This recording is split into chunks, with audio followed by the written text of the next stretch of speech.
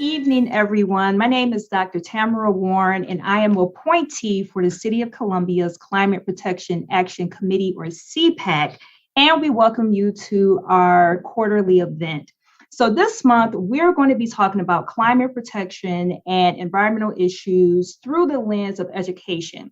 So we welcome you back to school sustainability style. Tonight, we're going to hear from educators as well as students as they give their perspective on climate and environmental issues, as well as provide various resources that could be available to both educators, students, and the general public. So the first person that we're going to be talking to is Ms. Jane Hiller. She's a legend in the city of Columbia and around the state for the work that she does in environmental education, but she's going to be sharing information about two different initiatives. First, we have the Environmental Education Association of South Carolina, which is EEASC, as well as the Green Steps program. So, Ms. Jane Hiller, please take it away. Hello, everyone. Thank you so much for inviting me to be part of this. So I guess the way you get to be a legend is you just hang around a long time. So I've been here quite a while. All right, so as Tamara said, we're going to talk about EEASC and Green Steps. So I'm going to start with EEASC. Let's see if I can get my screen to show here. Okay. So EEASC has been around for 44 years, and we have been working with educators in order to encourage people to learn about taking better care of the environment. If I can figure out how to advance the screen.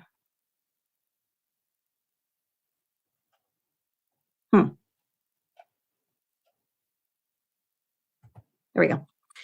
Oops. So we are a not-for-profit affiliate of a national organization for environmental education and also the state affiliate of the Southeastern Environmental Education Alliance.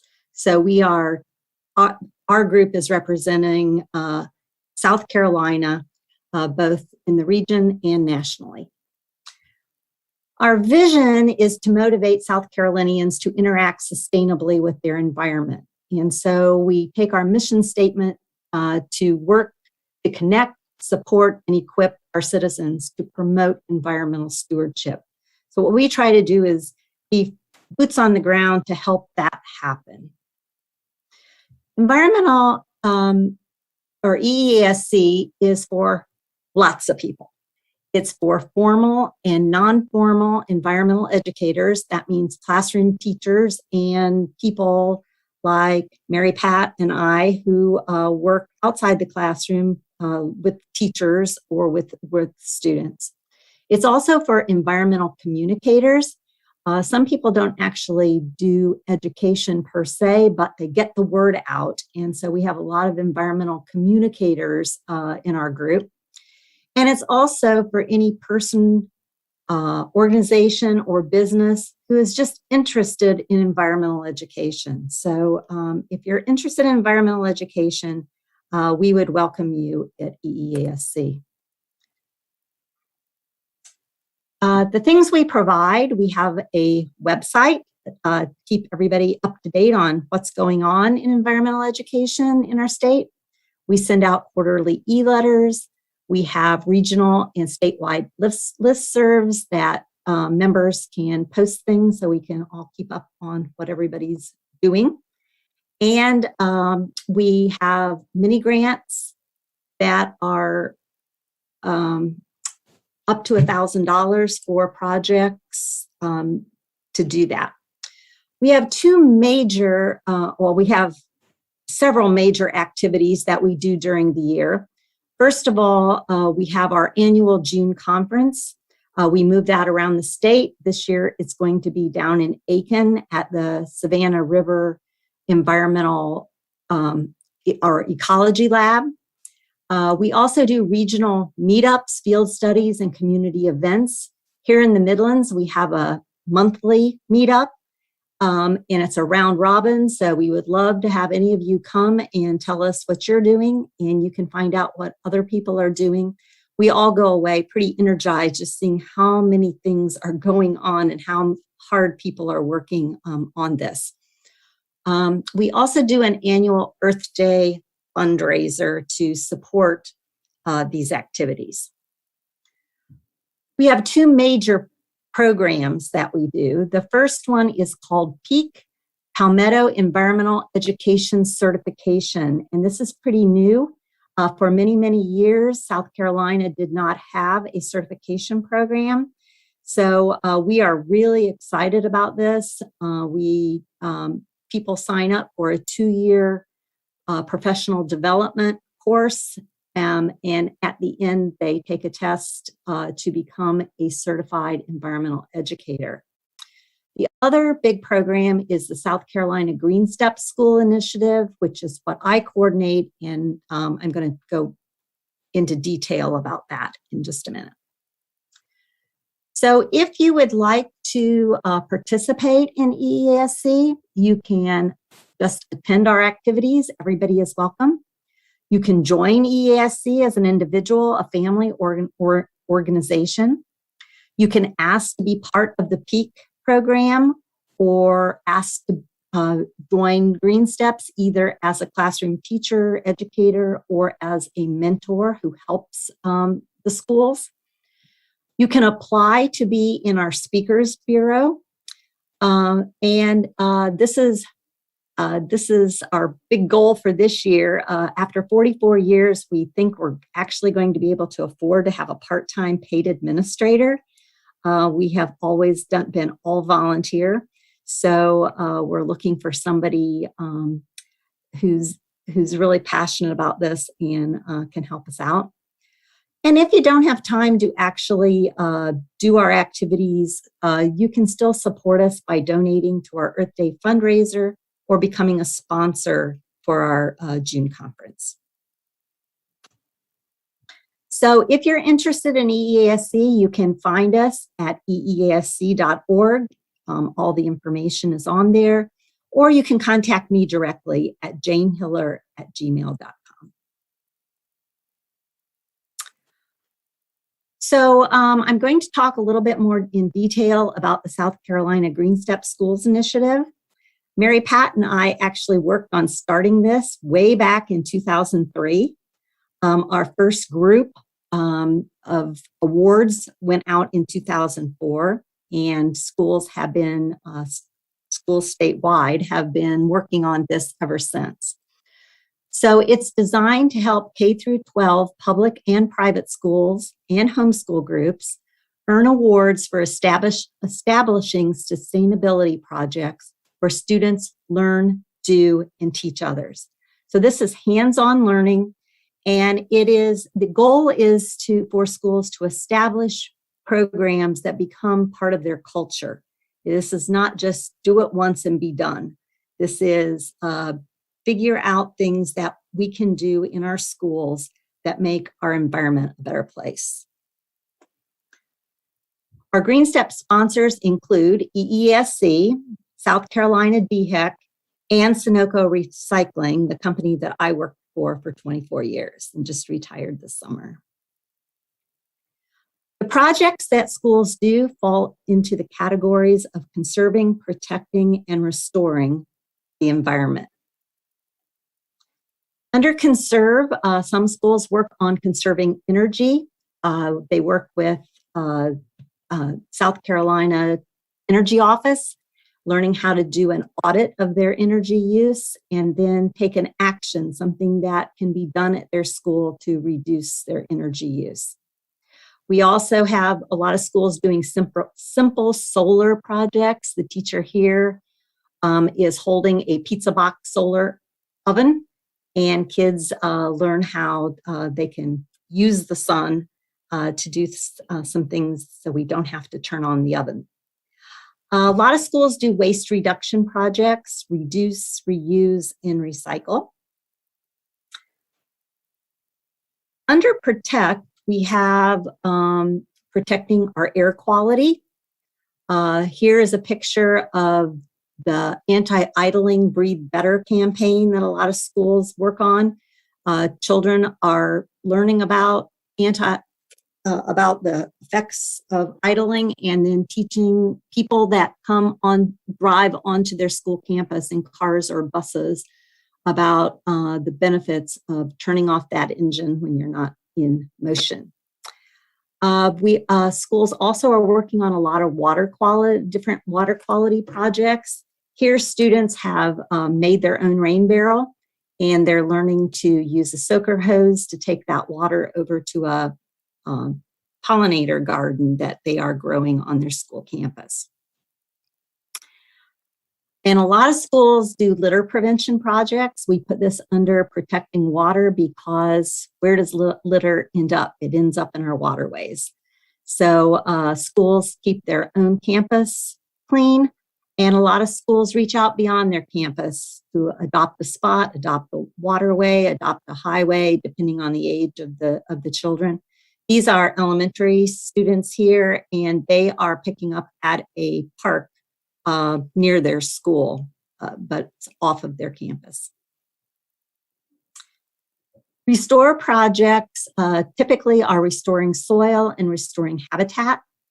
The restoring soil projects a lot of times are composting projects. This is great science, teaching kids the soil science. And they do indoor composting in their classrooms using red wiggler worms, best classroom pet. They also do outdoor composting so that they can learn how to compost in their own backyards. Some schools also do projects to prevent soil erosion under our soil projects. For habitat, we have lots of projects that help habitat for people and wildlife. Schools have many different kinds of gardens. They all count. They're also tree planting, that kind of stuff. So lots and lots of habitat things. But it can also be bee houses and bird houses and all different kinds of projects for habitat. We have a whole list of mentors who are available to help schools in the City of Columbia. That includes City of Columbia Recycling and Sustainability. That's Sam Yeager pictured there, your recycling person. And you all know Mary Pat, she's on board. Clemson Extension, Keep the Midlands Beautiful, Richland County Soil and Water, South Carolina Bureau of Air Quality, DNR, the Energy Office, the Forestry Commission, and the Wildlife Federation. So all of these people are experts in a field, and they are available to help teachers plan and carry out these kind of projects. The two that are in bold type there are two that have won our best of the best mentors various years, and they are now in our Mentor Hall of Fame. Local Green Step schools, over the years, we have had 5 schools in the City of Columbia participate. AC Moore, Cola City Homeschoolers, Columbia Montessori School, Columbia Islamic School, and St. Joseph Elementary. Over in Richland County, we have a longer list. Conder Elementary, Dent Middle School, Dutch Fork Elementary, H.E. Corley, Harmony, Lake Carolina Elementary, St. John Newman, and Windsor Elementary. As you can imagine, the last couple of years with COVID have been a challenge. And it has been a challenge not only in the classroom, but to do these extra kind of projects as well. So the schools that have an asterisk after their name are the ones that have managed with all that's going on to keep their environmental projects going. The others are kind of on hold right now until things settle down a bit, which we totally understand. They asked me to highlight one school so you could see a little bit more in detail what that one school is doing. And the obvious school to highlight was Dutch Fork Elementary Academy of Environmental Sciences. Some of their students do live in the City of Columbia. Some of them live in Richland County, depending on how the boundaries work there.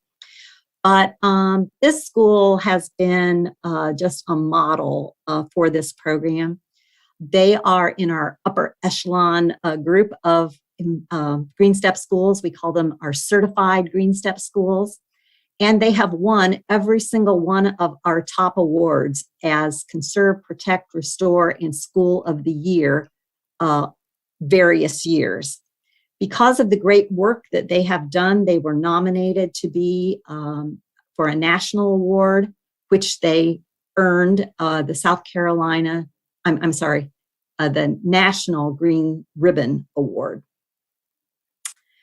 Just to show you the kinds of projects they do under Reduce, Reuse, and Recycle. For Reduce, they have something called a share table where unopened food does not go in the trash. It gets put back in on a table or in a cooler and gets used since it didn't get used the first time. They also collect organics for commercial compost, and the pilot that they have been running for several years is now growing and going to be used in multiple schools in School District 5. For Reuse, they have upcycle projects. They do every year a shoe collection for people without shoes. That's run by Keep the Midlands Beautiful. They have an excellent recycling program collecting cardboard, paper, plastic bottles, metal cans. And they also collect plastic bags and film as part of a Trex challenge, and those get turned back into plastic lumber. They also do conserve projects. They've learned to do audits at their school and taken actions to reduce energy use. They also have done several easy solar projects like the pizza box ovens. Here in the picture, you can see solar garden warmers. These are huts that they make out of PVC pipe and stacked soda bottles. They're very light, and the kids can pick them up and put them over raised beds when frost is predicted to protect the tender plants underneath. Under Protect projects, they do things like protecting air quality. They do the B2 anti-idling campaign every year with South Carolina DHEC. They do classroom plants to help with indoor air quality, but they're also doing other things to help with indoor air quality, get good ventilation and things in their school. For protecting water quality, they have rain barrels. You can see one pictured here. They also do a program with DNR called Trout in the Classroom, where the children actually learn to take care of little fingerling trout and raise them to over the year so that they are big enough to release into our local rivers. And they prevent litter there on their campus. They restore their soil with different composting projects, and they restore habitat with many garden projects, birds and bee houses, and a nature trail. So you can see they've got a lot going on. Those are not things that they do and then they stop. These are things they do and continue all at the same time. So it's really remarkable to see what some of these schools are doing. If you would like to become a Green Step school or a mentor for a Green Step school, it's easy, it's fun, and it's rewarding. All you have to do is contact me, janehiller@gmail.com. Thank you. Well, thank you so much, Jane. That was great information, and we hope that all of you out there will be interested in not only EEASC, but if you have your own children that are elementary school age or will be able to participate, or their school can participate in the Green Steps program, then possibly sharing that information with those schools or educators. And so again, thank you, Jane, and we will provide links for these resources towards the end of the webinar. So Jane provided information about what is actually taking place within our institutions. And so now we're going to hear from students that are actually doing the work. There's a lot that is taking place outside of EEASC and Green Steps, and some of that work is actually being done by our state organizations. And so in particular, we have the South Carolina Department of Health and Environmental Control, which you commonly know as DHEC. They have a program which is called the Take Action SC, which is a teacher's training. And what it does is that they have a new program called the Student Ambassadors for Sustainability. This is being led by Ms. Amanda Edwards as well as Angie Perry. And they're preparing our next generation of educators, as well as those individuals that are going to be out in the world doing climate protection, as well as helping to save the environment. And so they're preparing and helping them now. So what we're going to do is take a look at a video of this student ambassador program, and you get to see exactly what the students are doing. And so get ready and let's take a look at the actions that are taking place on the ground.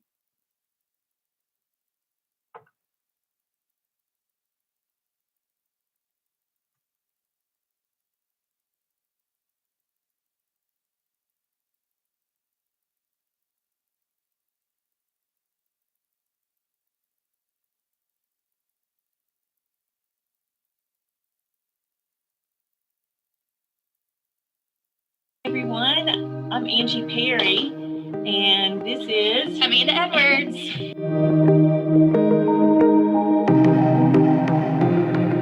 This was such a great opportunity for high school students to work with college students and learning and developing skills and all the things you see listed there: project management, public speaking, communication, leadership, and of course, tying all of those in with a sustainability project. And so we had a registration, had lots of students interested.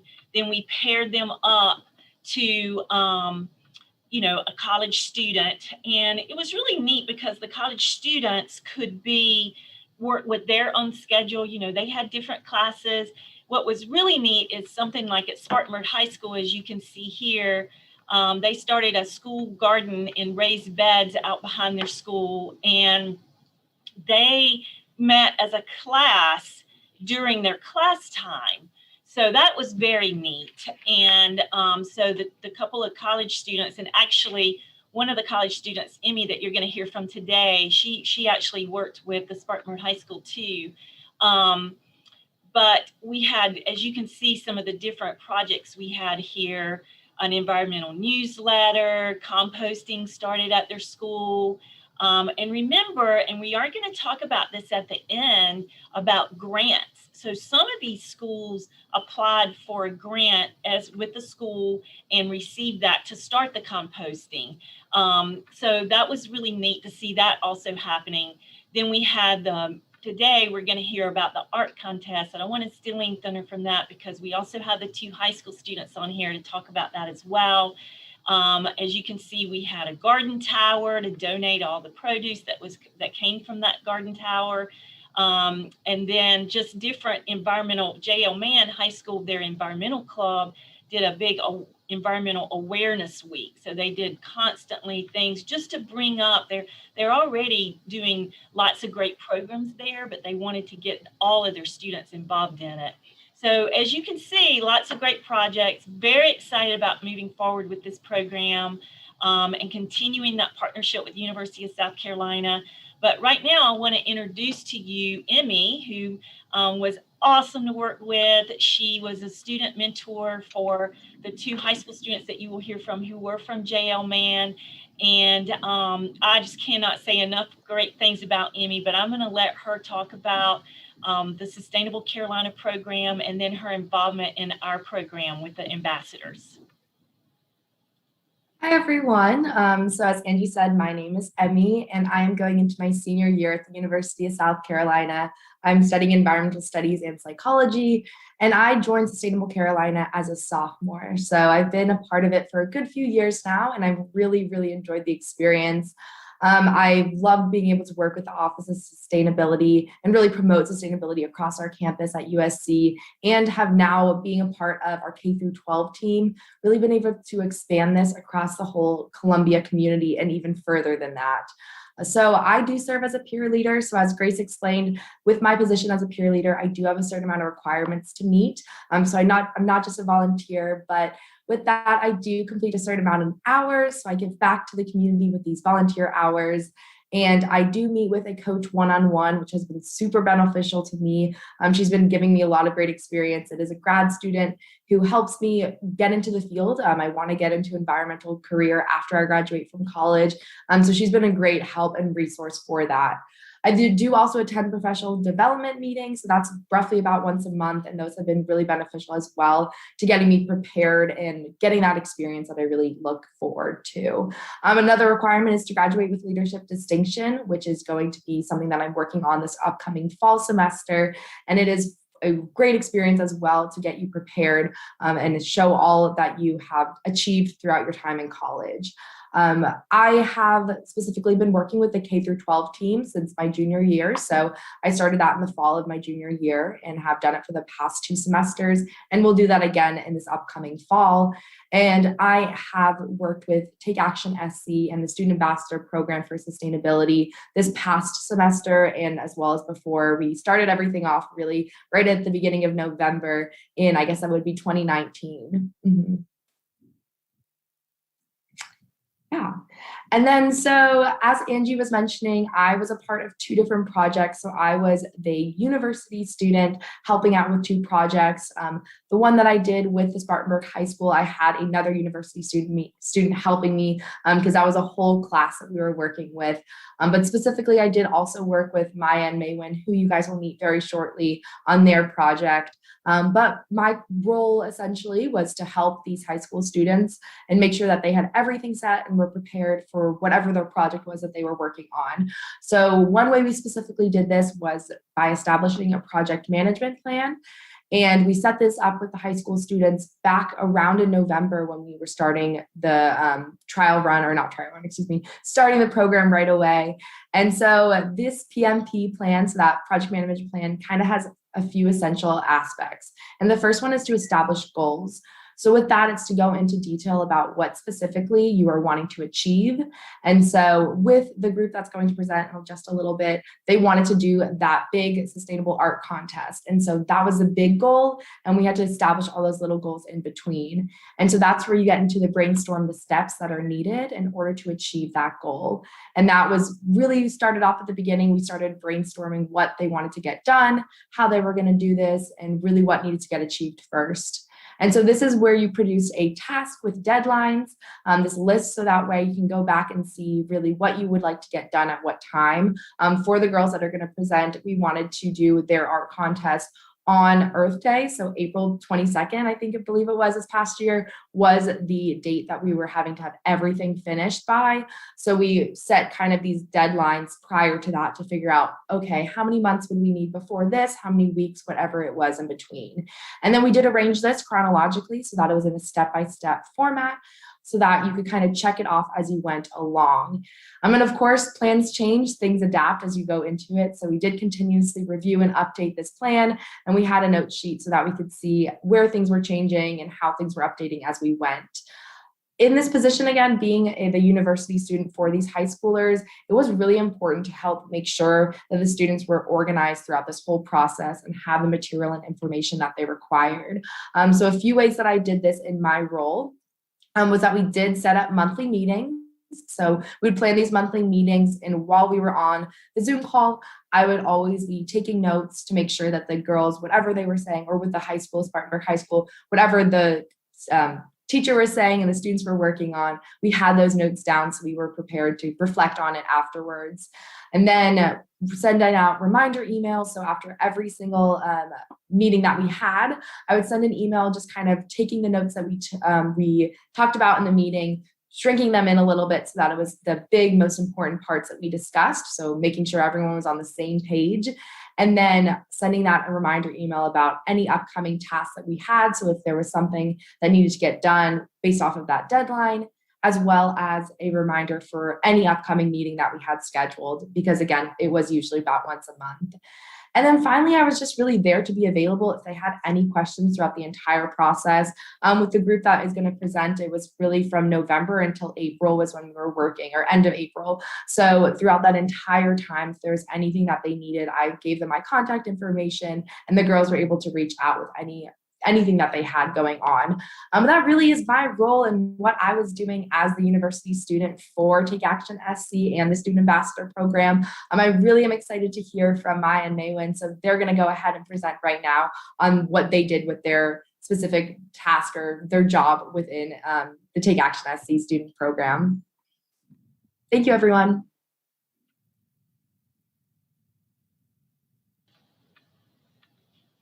So the next two guests I want to introduce is Maya and Mywin, and they have been great to work with as well. They made a perfect team with Emmy. They're going to talk to you about how they were inspired to do their sustainable art contest, everything that they did, and be prepared to be impressed, just as you probably were with Emmy.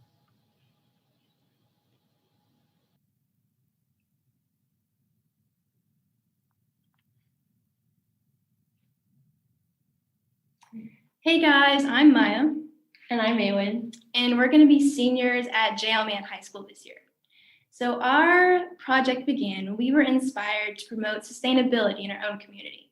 And this all starts with reusing, reducing, and recycling. So we thought it would be fun to have a virtual art contest where you can only use reused, recycled, and old materials that would otherwise be thrown away.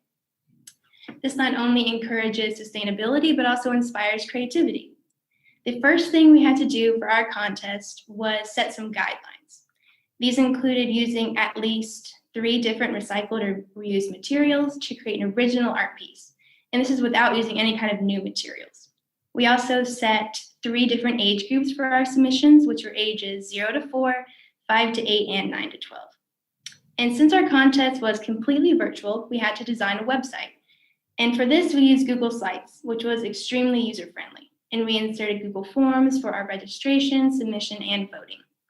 And in order to promote the contest, we had to design a flyer as well. And for this, we used Canva, which was just as simple. And we even included a QR code for the website on the flyer. Next slide, thank you. To promote our contest, we had to print off flyers and we took them to neighborhoods and local businesses. And we even contacted a local school that focuses on environmental sciences. And we also had the flyer virtually, and we promoted that on social media. Another way that really helped us promote it was the Been Thinking April newsletter. And Jane Hiller helped us get a page in that newsletter, which helped us get kids from all over the state. And it went to teachers from all over the state. So that really helped. To find judges and prizes, we went to local businesses and leaders and teachers, especially art teachers. They helped us for the art portion of it. Some of the prizes we acquired were Target gift cards, gift baskets, like newspaper pencils, and those were all very generously donated. Next slide. Then after our judges scored the submissions, we had a Zoom award show on Earth Day. And we recognized all the winners, and then we also recognized some other special pieces that really stood out to us. It was amazing to see all the art pieces, and the best part was knowing that we got to inspire the kids being sustainable.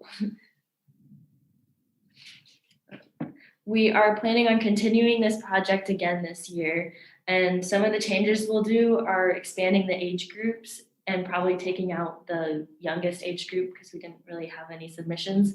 And we'll also use some more marketing skills and communication skills that we learned along the way. Now we're going to take a 2-minute break. So One of the things I wanted to finalize right before we take that 2-minute break, thank you all to you all three. You guys were great, and I hope everyone learned more about the program. Again, that registration for the program will be on the takeactionsc.org website, and it will open soon, and we will probably have that registration until about September 15th. So we want to get that in. Encourage your students, your high school students, to get that in so we can pair them with a University of South Carolina mentor. One of the things I forgot to mention, and I wanted to say it, is University of South Carolina was so great too. One of the hopes of the programs was to bring all the student ambassadors onto the University of South Carolina campus, which we were, even with everything that was going on. University of South Carolina really worked hard to make that happen. And we invited the ambassadors, all of them, of course, but the ones that could come came, and they were able to do a tour. And actually, Emmy, believe it or not, she does tours as well. She was able to lead them in the South Carolina tour and of the campus. And then we were actually able to do, Grace gave them a tour, among others on her staff, gave a tour of their sustainability programs, their gardens, composting, recycling, everything that they did, they do at South Carolina. So we appreciate University of South Carolina really working hard to make that happen. And that would be something, moving forward, we'd like to offer those ambassador students every year, not to mention that they all received a t-shirt that Chris showed you earlier, the green one with the shirt that was made out of the plastic bottle, recycled bottles with the cool message on the back.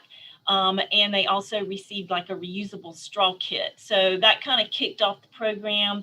And then last but not least, I want to thank Larry Cook, because he's the director of the University of South Carolina Sustainable Carolina program. And without him having the foresight and us working together to make all this happen, it wouldn't have happened. So thanks, Larry. And we look forward to another great year of the Sustainable Ambassador Program.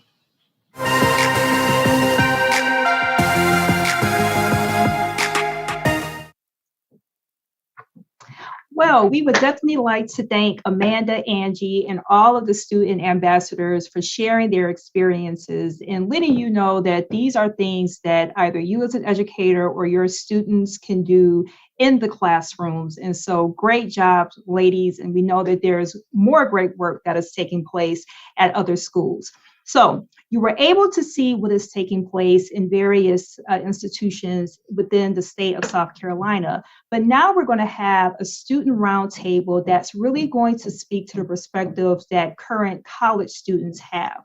So we're going to have a group of 4 students from the United States, from the University of South Carolina, actually 2 current students as well as 2 alumni. And they're going to share about their ideas and perspectives as it relates to the environmental issues that they see both locally as well as globally, and then kind of the conversation around climate protection. And so get ready to hear some honest and constructive dialogue between current students and graduates of the University of South Carolina.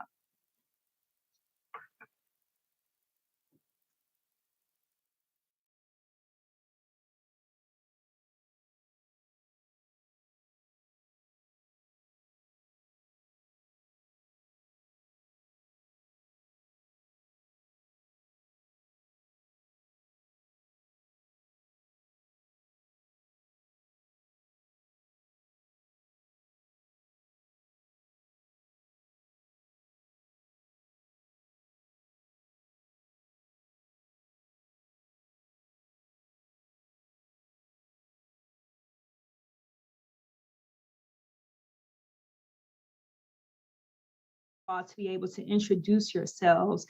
So I'm really going to go from the way you're visually on my screen, which may or may not be the same for you.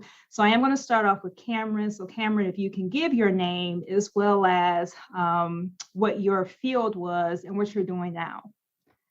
Yeah, so good afternoon, everyone. My name is Cameron Henderson. I'm an alum from the Marine Science program. I've studied chemical oceanography at USC and graduated in 2019. I worked at DHEC for a little bit as a project manager and then got my master's from the University of Edinburgh where I'm based now here in Scotland, and I am beginning next week as a consultant at Element Energy, which is kind of under the large umbrella of the Environmental Resource Management Group. All right, well, thank you, Cameron. And so next we have Jasmine Lara. Hello, my name is Jasmine Lara Guerrero. I'm a sophomore. I am currently studying political science with a minor in Latin American studies. All right, thank you, Jasmine. And next we have Luz Reyes. Hi, my name is Luis Reyes. I'm a freshman at USC and I'm majoring in international studies. All right, thank you, Luz. And last but not least, we have Alexa Dean. Alexa, you're on mute. Hi, everyone. My name is Alexa Dean. I graduated from USC in the Marine Science program in 2018 and am currently serving as an undergraduate academic advisor for students here in the School of the Earth, Ocean, and Environment. All right, well, thank you, Alexa. So we're going to jump right into it. And because one of the main connections that we have is all of us are either teaching or have been educated or are currently being educated at the University of South Carolina. One of the things I would like to know is how has climate change and protection been taught within your studies or in your classes? And so whether it's been an actual course that was focused on it, or even if you've had professors or instructors having that conversation, how has that language been talked about in your classes? And I'll open it up to anyone who would like to start us off. I can start off. Right now, I have Dr. Warren currently for environmental science. So, of course, you'll talk about climate change. I'm also taking an anthropology class called Latin American Cultures. Right now, we're reading a book called There Is No More Haiti by anthropologist Greg Beckett. And it really talks about the whole entire forest and the climate in Haiti right now, because there's a whole entire deforestation since everyone in Haiti, they chop down all their trees to get charcoal. So from that perspective, from us reading so far, like the first 2 chapters of the book, it really shows firsthand like how the environment basically kind of started the downfall of Haiti, since like there was no more environment, started all these other problems. And I just find it really interesting because we talk about like the chopping down of trees and how it's currently getting hotter down in Haiti, and how like the people down there don't have as much money, so they don't have that much available resources to help combat against climate change. Okay, awesome. I can go next. So I also have Dr. Warren, of course. She's really great at talking about climate change. And that's the only class that I really had that have discussed about climate change, which I wish I could like take more classes to learn about it. But that's only like, this is my first time taking environment science, so it's kind of, interesting. Okay, that's cool. I think that the marine science program here at USC does a really great job of threading climate change throughout all of the core classes that we took. And then Cameron and I had the opportunity to take a marine science elective course with Dr. Z. And obviously the whole class is about climate change, but an activity that really stuck out to me was she had us take a super sciencey concept, and we could only use the most common 100 English words to describe the concept. So really making the information digestible to others and focusing on that like climate change communication piece and how to actually talk to others about the concept was really cool. Yeah, I can definitely agree with that. That was a very good class and actually got me into why I wanted to do my master's degree in the first place. She introduced me to carbon capture and storage, which is what I went and did my master's in. I think from a marine science standpoint at USC, it was very much learning to quantify climate change. What are the impacts, where, how much, and certainly at maybe the next degree. And what was introduced to me in Dr. Z's class was about programs, policies, and more of the macro scale rather than just purely quantifiable science. What's kind of more holistic approach to all of climate change, and what are the steps being taken from a local, regional scale to more macro scale for combating it. Okay. And so all of these are very interesting viewpoints. And I kind of take it back to what Lou's kind of brought to the light, is that this has probably been one of her environmental science class is probably the first time that she's maybe had this conversation, as opposed to like Cameron and Alexis being in a marine science major. That really is a part of the discussion. And so I am curious, when you think about your peers as millennials and Gen Z, how do you think the overall conversation about climate change or protection is taking place, especially if you have those individuals who may not necessarily have courses that are environmentally related, or they may not be in the environmental fields? And so do you see this being, or this conversation being had in the news, in the media, amongst yourselves? Are you having these conversations? Like, where is this language really taking place? To go off your question, Dr. Warren, I grew up in North Myrtle Beach my whole entire life. So I always grew up by a coastal city. So I always grew up surrounded by people that were like environmentally progressive. Even like our whole entire town, everyone I went to school with, we were always talking about climate change and like how we have to keep like the environment going, because we see the effect firsthand with our oceans and more hurricanes every single year. We see it firsthand living at like a coastal city. And then coming from Myrtle Beach to Columbia, I see it's very different with my peers because everyone comes from different cities. So like, especially here in Columbia, I have friends that lived here all their life. They really don't know too much about like the environment as it is, because they said they weren't as educated like I was when it came to environment, or they really didn't care about climate change because to put in perspective, some people just didn't have the education to like learn about it like I did, or like some of them are just really selfish. I've come across people in my class, I'm like, well, it doesn't bother me, like it's not going to happen to me right now, so I won't care about it. So it's just different to see the different perspectives all across campus. Yeah, I think the same. My peers, I don't think they understand like the importance of climate change. And I think it's because they're like so lost in the technology world that they think technology is gonna fix it all, but it really won't. So like they don't really dip into climate change. Like my friends, they know what they heard of climate change, but they don't really know like what are the effects or how can we fix this. So yeah. I think there definitely is there can be a lot of pessimism around, especially Gen Z and millennials, around climate change. And I think that might be a fact of media consumption, might be a fact of it's majority of what they hear. And to be honest, there might be a failing on the part of science communication of understanding all of the victories that's happening.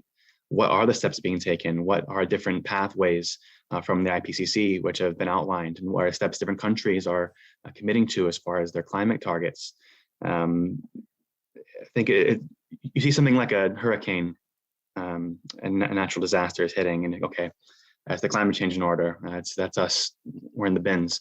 But I think there's a lot to be optimistic about, and I think a bit more of the communication of the good side of climate change research and mitigation, I think, would go a long way.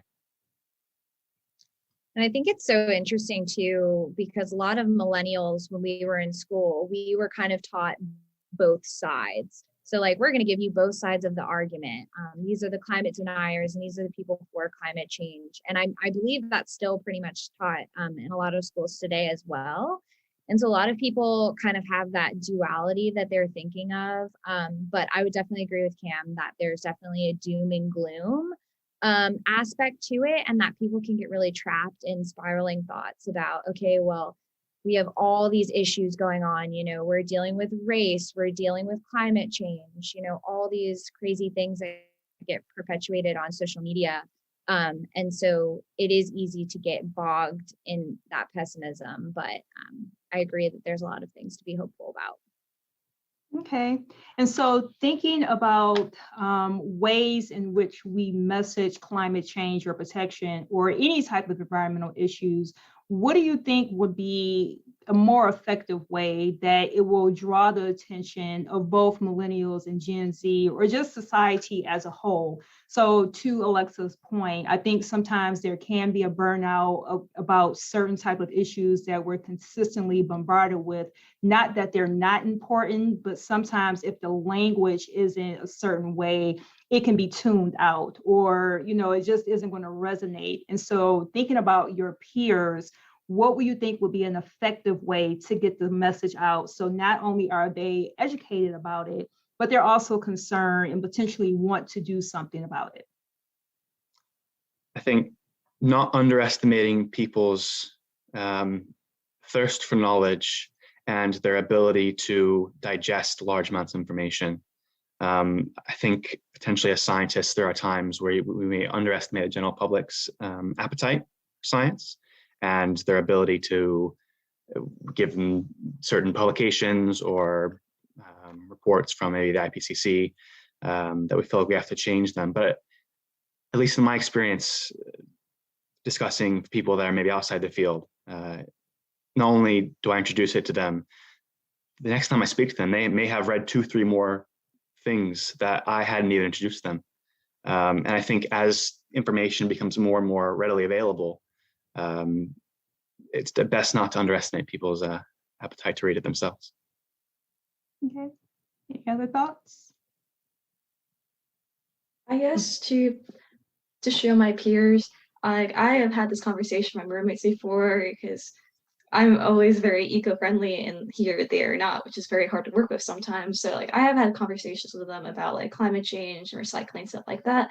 I think like the easiest way is like to show them like YouTube videos. Like I show them like, or pictures around the world of like the effects of climate change, and even like my like experience firsthand, because I always bring up like I always live by the beach, and like every single year I've lived in the same area, hurricanes have gotten worse and worse. The flooding has been historical in certain parts of Horry County, as we've seen in like a town near me called Conway. Their lake like had historical flooding due to these hurricanes, and it destroyed neighborhoods. So like I see the effects firsthand, and I show them pictures and videos I took, and they really took in considerations like, wow, it's really affecting her, so maybe I should like look more into it.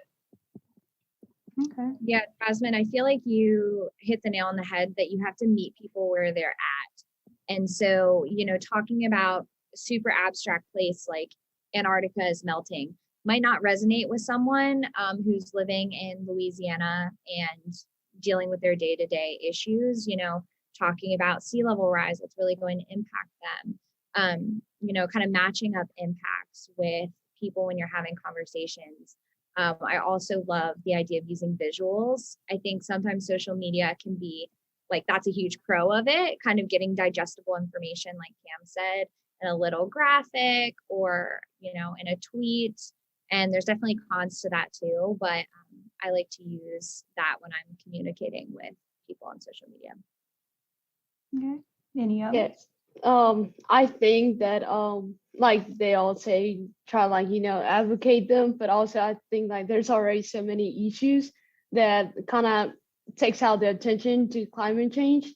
For example, we can talk about climate change. People would probably talk about it 1 or 2 days and then forget about it. So I feel like try to be like committed to, you know, actually like climate change. You guys understand?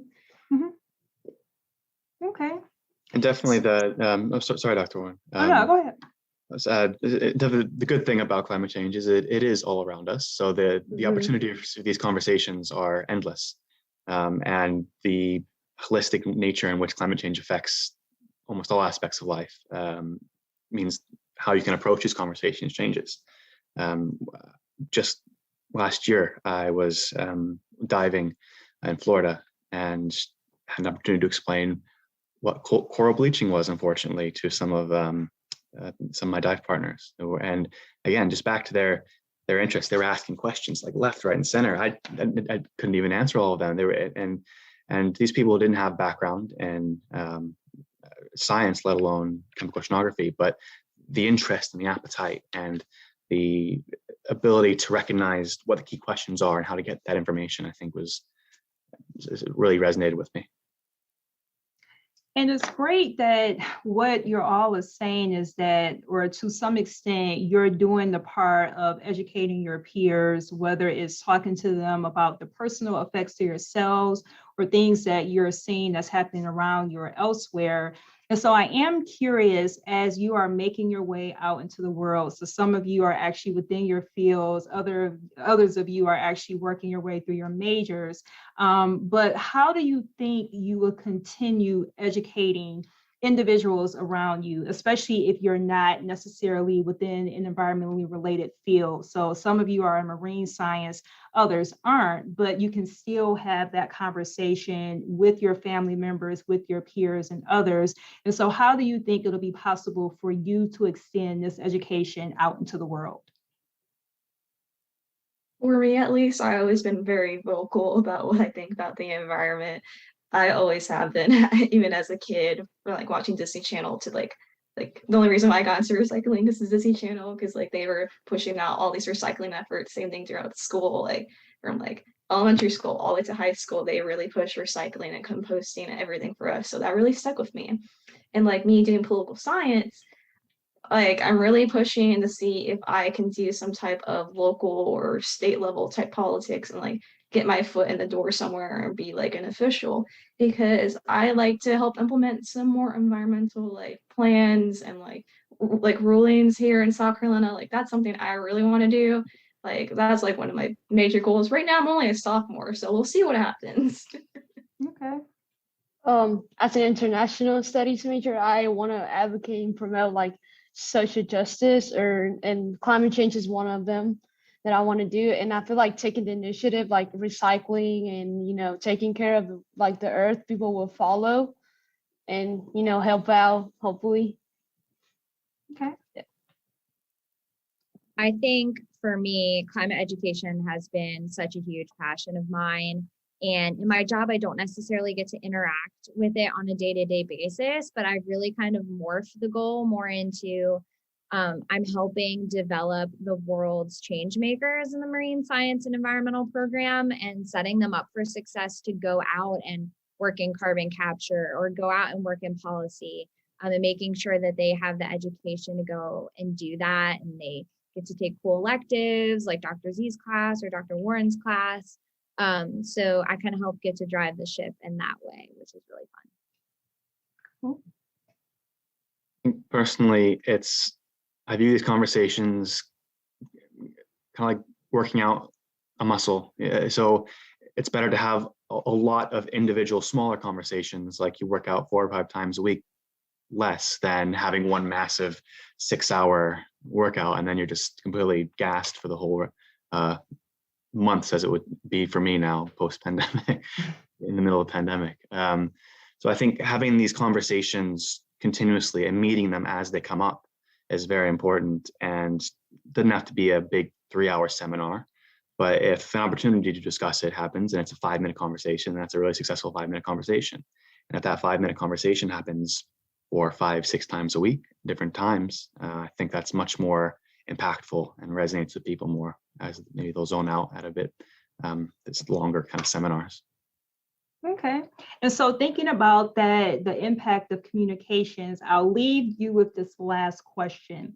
If you were able to do a PSA that goes out globally, so not just to the University of South Carolina or the city of Columbia, but you're able to reach as many people as possible, as your last or parting words, what would you share about climate change, climate protection, or the environment in general? So I open it up to whomever wants to go ahead and end this off.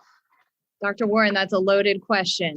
I know, but you're some intelligent individual, so I'm looking forward to the answers you're going to provide. The simplest things are so profound. So Let's see. I'll go. I know this summer a lot of people complain of being a really, really hot summer. To put in perspective, like this may be your hottest summer yet, and it's gonna be your coldest summer for the rest of your life. So, like, you really have to put in perspective, like, climate change is something that's not gonna go away. It's gonna happen every single year. There's gonna be more hotter and hotter and hotter summers. So we have to take care of our planet because we don't have a backup option. We only have this one planet. We don't have anywhere else to go. So we got to take care of our planet to like ensure that like we have like a planet for our future generations so we can still progress as like humans. Okay. Yeah. Well, I have a question. You guys like water, right? Yes. And I mean, we need to keep like that water safe. Like water pollution is becoming a problem, and we all love water, and it's something we need for life to survive and for future generations. And so, if we don't like if we don't speak out about climate change, then we someday might not have water. You know. Good point. I think for me, this is something I'm quite passionate about, is getting people to understand that climate change is for everybody and mitigating climate change is for everybody. It's not just the scientists that do it. It's if you're in finance, carbon finance is a super fast and exciting growing industry. Climate change needs business developers. It needs people to speak with people. It needs communications, policymakers, accountants, and because it's so massive and it's so interdisciplinary that even if you don't view yourself, oh, I don't have the skills to help, yes, you do. Everybody can help with something, and it's all important, and it's going to need everybody. And Alexa, we'll let you take us out. Great. Obviously, Kim and I know each other because he stole some of what I was going to say. But I was going to say, yeah, just like having everyone on our team, getting as many people as possible, because I think a lot of time we focus on individual action. So I'm going to go recycle this in my house, and we get really bogged down into all those small individual things that we're doing. And we really need to recognize that it's the system that's broken, and we're just kind of the cog in this system. And it's really forcing these companies and corporations in the world to change and putting pressure on them. And I'm really excited to see what will happen. Well, those are all great PSAs, and I know that they would definitely make a difference if we were magically able to put it out in the atmosphere. But nonetheless, the things that you are learning, as well as the work that you're doing, is definitely going to have a great impact as far as educating others and just being on the right path to hopefully implementing more changes as it relates to climate change. So I will say, for Cameron, Jasmine, Luz, and Alexa, thank you so much for this current student, as well as alumni roundtable. We thank you for your perspectives. We thank you for everything that you're doing right now, as well as what you're going to be doing in the future. And we do look to you to be the future leaders taking charge when it comes to climate protection. So as Cameron has said, this is very interdisciplinary. So you don't necessarily have to be an environmental scientist or be within the environmental field. You can be within any major and have a significant impact. And so we look forward to seeing you in some type of capacity leading the charge. So thank you very much.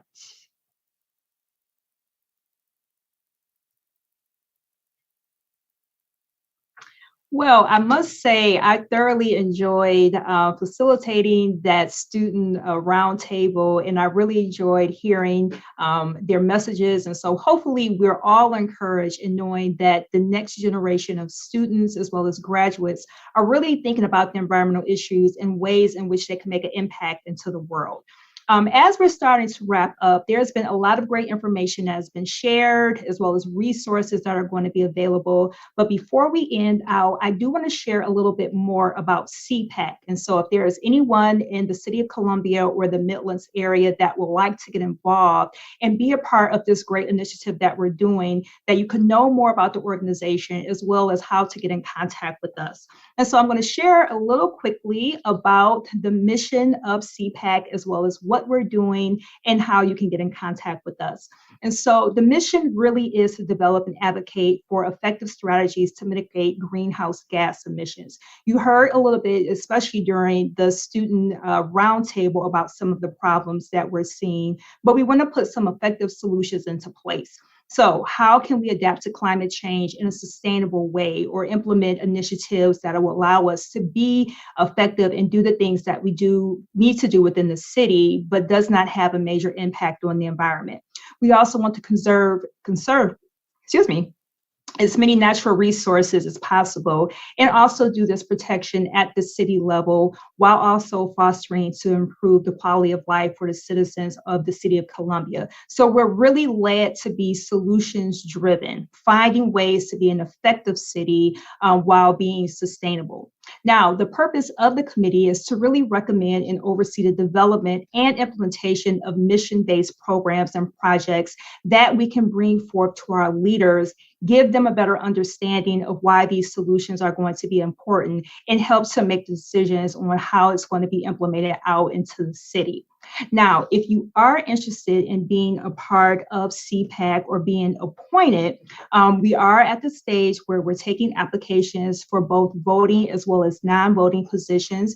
And so you can contact us at the columbiasc.gov/departments or DEPTS/boards and commissions, and you can get more information. Now, if you're worried or concerned about the time commitment, it's a few meetings that we would do a month.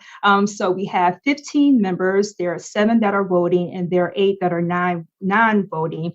And we do meet twice a month. And so we typically go for about an hour. You would be appointed by city council. So depending on which area you're in, you could be nominated by one of the council members. Now, if you also choose not to be a member, we do have an advisory council. And so this is made up of individuals maybe at a state or local level, or even within organizations in the city, in which you can bring a different perspective or information about the things that we're discussing and talking about. So again, if you're interested, because we're at the point where we're trying to bring on new members to bring fresh ideas and solutions for what we're trying to address, then please get in contact with us.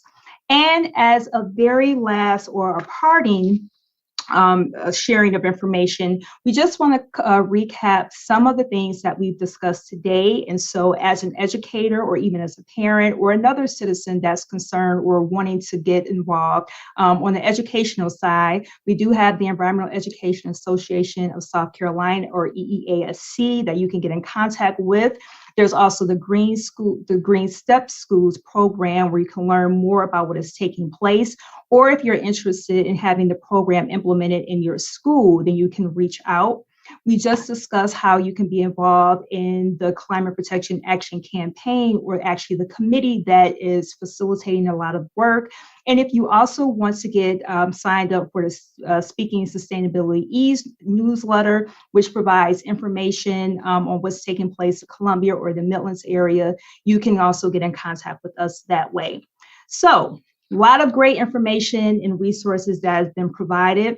I want to say thank you for all of the participants that were a part of this webinar, both live as well as virtually. I want to thank all of you for being a part of this Back to School Sustainability Style webinar, and we look forward to you meeting us again in a few months when we do our final one for the year, sharing information on how you could be informed about things that we're doing in the city of Columbia as it relates to climate protection. Have a great evening, and we'll see you at the next webinar.